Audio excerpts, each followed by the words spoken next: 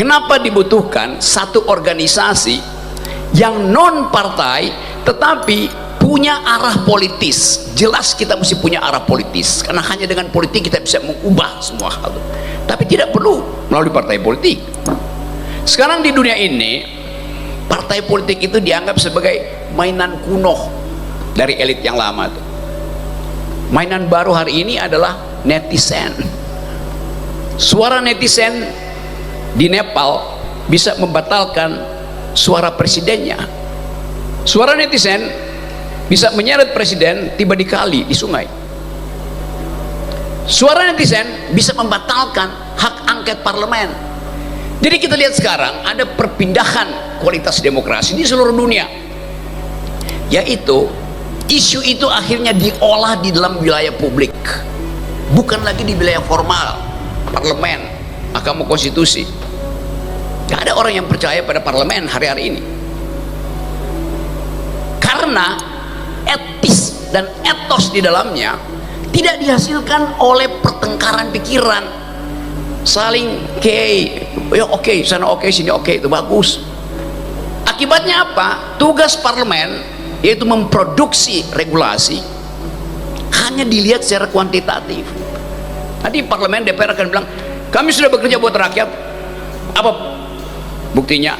Ratusan undang-undang udah kami selesaikan. Oh ya, pertanyaannya berapa banyak undang-undang yang satu hari setelah dilahirkan dibawa oleh LSM untuk di judicial review di Mahkamah Konstitusi?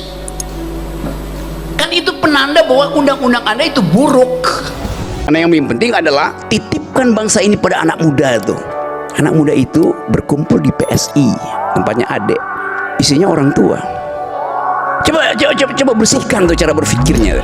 Saya yang pertama kali justru mendorong si Raja Yuli, mendorong Grace Natali untuk memastikan bahwa partai ini akan jadi partai ideologis in optima forma. Sebelum dia jadi PSI, saya ngajar di situ. Tanya deh, Anda lihat jurnal PSI pertama yang nulis saya, judulnya Arah Generasi. Baca nggak? Baca nggak? Anda baca? Anda baca tulisan saya di situ?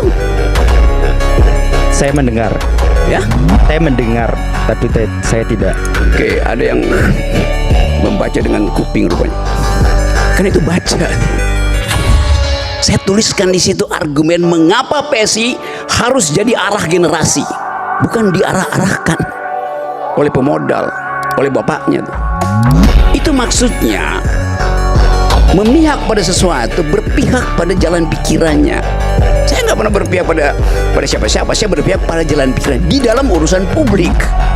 Politik tidak mungkin didisiplinkan dengan latihan. Ya, mensana in corpore sano, dalam tubuh yang sehat ada jiwa yang sehat. Iya, itu kalau Anda olahragawan. Tapi ini politisi semua yang sudah di brief dari awal oleh ketua partainya tuh. Siap-siap nyolong di badan anggaran, siap-siap masuk ke komisi dan pastikan bahwa kita bisa ngintip kerjaan dari situ. Kan itu dasarnya tuh. Bagus bahwa ada stepping. Prabowo mulai dengan briefing intelektual di Hambalang, briefing mental dan fisik di Magelang. Lalu orang tiba pada pertanyaan, kalau sudah di brief dengan baik, kenapa masih ada 1, 2, 3 menteri bahkan mulai menunjukkan vested interest sendiri? Kita di luar sistem itu. Bagaimana mengendalikan sesuatu yang kita ada di luar sistem itu? Kita hanya mulai bisa menjejaki apa yang akan terjadi sambil melihat suasana dalam perjalanan menuju target-target dari kabinet ini kan. Sekarang anak-anak muda baca kembali wisdom lama, terutama stoicism itu. Saya lihat buku-buku anak muda tentang cara bertahan dalam kehidupan, cara menikmati hidup supaya tidak masuk dalam frustrasi. Orang baca lagi sekarang Epictetus, Epicurus. Mereka yang hidup 300-400 tahun sebelum Masehi mengajarkan banyak hal tentang cara bertahan.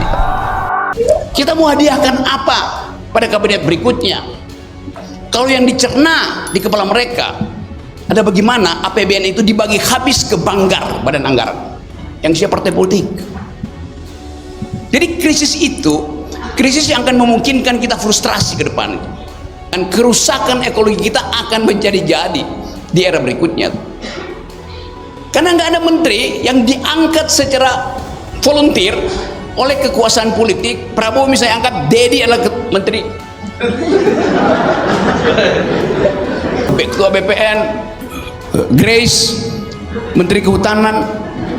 Tapi apa kapasitas dia, apa kapasitasmu? Otak. Pemerintah nggak perlu otak, dia perlu dengkul.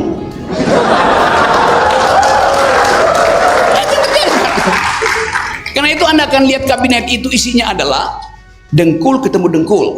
Di sini otak ketemu otak. Jadi kita lihat kontras yang memungkinkan kita marah. Tapi kita sekarang berpikir, kemana kemarahan itu kita muarakan? Ke dalam politik alternatif. Itu pentingnya membentuk kekuatan untuk mengatakan tidak pada birokrasi, tidak pada oligarki. Kan saya bayangkan seluruh proposal kita hari ini dibuatkan executive summary 4 halaman, lalu kita serahkan pada seseorang yang akan mengganti orang itu. Mampu nggak dia berpikir tentang itu? That's our point. Nah, di Indonesia nggak ada diskursus itu. Yang ada adalah pidato ketua umum yang nggak jelas apa arahnya tuh. Hari ini sosialistis, tapi besok dia pro oligarki. Besok dia maki-maki oligarki, tapi dia nggak mau juga keadilan sosial bagi seluruh rakyat Indonesia. Kan ngaco tuh. Jadi memang ada jarak akademis atau bahkan jarak etika atau jarak filosofis antara pikiran dunia tentang ideologi dan tadi arogansi si ketua umum partai ini. Ini kan ajaib tuh, ada partai yang berbasis uang cilik tetapi pro oligarki, kan lucu tuh. Bagaimana mungkin itu bisa kita bayangkan, satu kekuatan massa itu dihalangi hanya oleh kepentingan 2-3 oligarki yang lagi investasi di partai itu? Kan kacau jalan pikirannya. Kan kita sebut partai di dalam kongres, oke. Jadi suara partai itu, misalnya partai A di Indonesia, dia mau terjemahkan keadilan sosial bagi seluruh rakyat Indonesia. Oke, dia pakai versi apa? Nggak ada versi Soekarno, yang adalah versi liberal atau versi sosialis, gampang aja begitu kan. Tapi oke, ada elemen Soekarnoisme di situ karena ada marhainnya, oke. Tetapi tetap kita melihat marhain itu kiri apa kanan, pasti sosialistis tuh.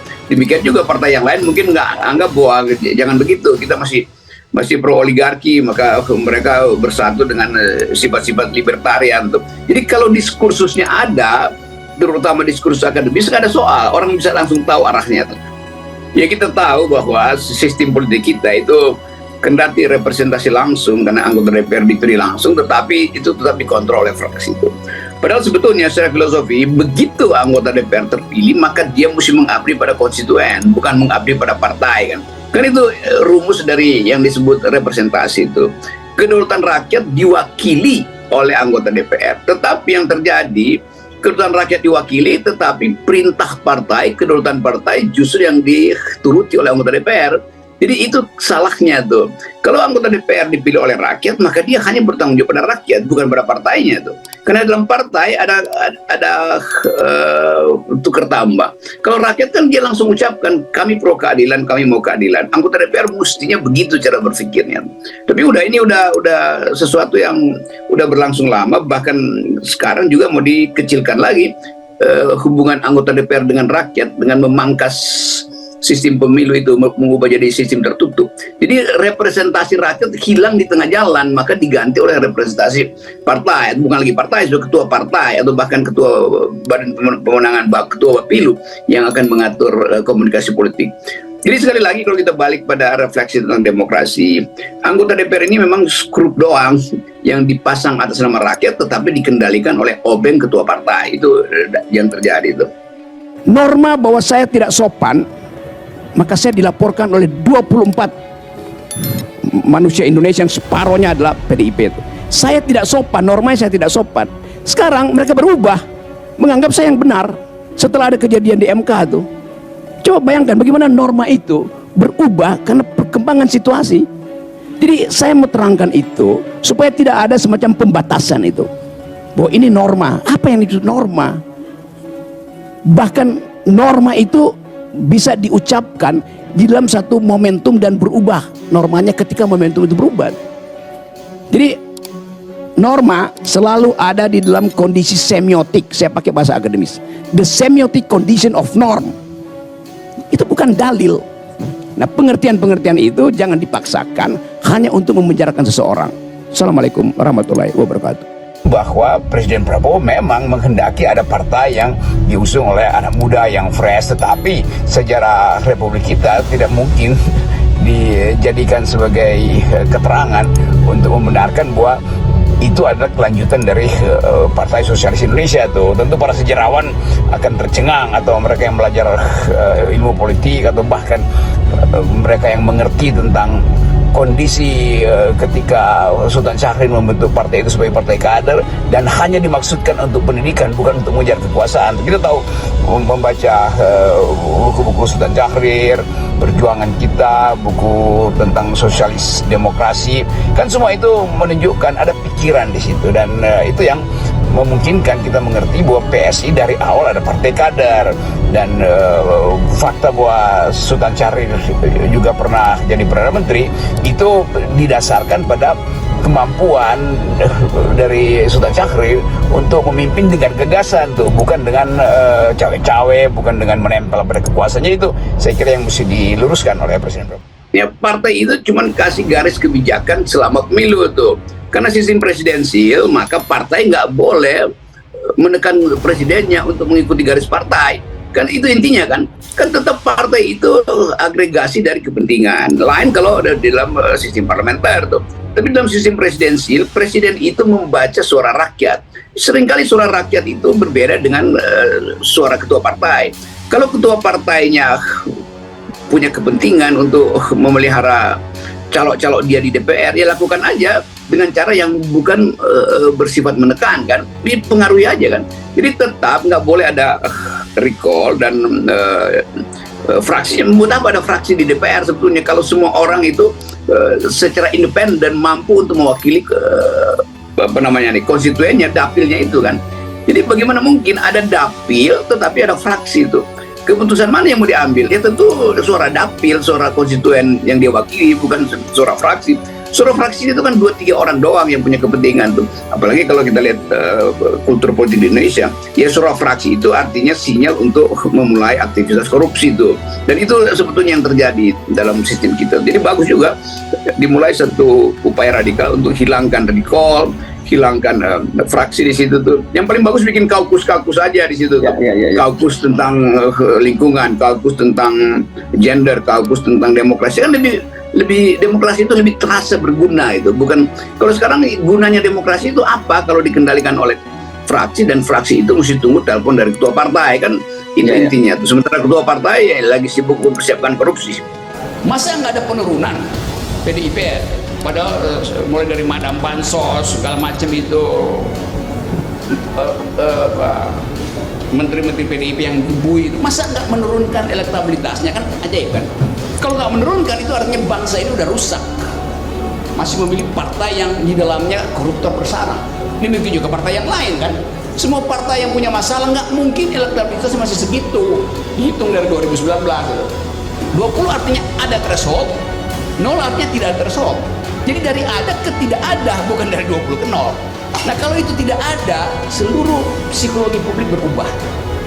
Anda akan bangga bahwa Anda dipilih oleh rakyat, Anda tidak mungkin diasuh oleh oligarki. Itu kebanggaan tadi, self actualization kita sampai ke daerah.